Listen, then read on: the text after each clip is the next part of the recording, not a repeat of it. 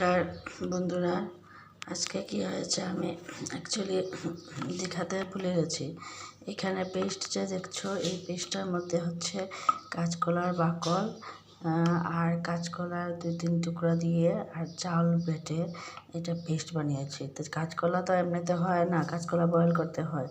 তো আমি কালকে রাত্রে কাঁচকলা সিদ্ধ দিয়েছিলাম। তো কাঁচকলা সিদ্ধ দিয়ে কালকে রাত্রে ভাত খেয়েছি, বাকিগুলো রয়ে গেছিলো। তখন কি করব, এটা দিয়ে মানে পেস্ট করেছি, কাঁচকলার বাকল সহ কাঁচকলার চাউলের গুঁড়া পেস্ট করে এখন বড়া বানাবো।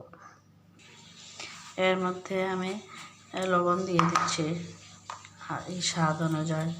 তারপরে মশলা দেব হলুদ, মরিচটা একটু কম দেবো কারণ আমার ছেলে যদি খায় না, তো মরিচটা একটু কম দেবো। হলুদ, জিরা, ধনিয়া এগুলো দিয়ে ভালো করে মেখে দেবো। মশলা সব দিয়ে এখন আমি মাখছি। আমার যে সাবস্ক্রাইবারের মধ্যে সবাই বাংলা না, তো আপনাদের জন্য আমি বলছি যে এটা इसका जो कच्चा बनाना है उसके ये पकौड़ा बनाकर मैं तरकारी बनाऊंगी।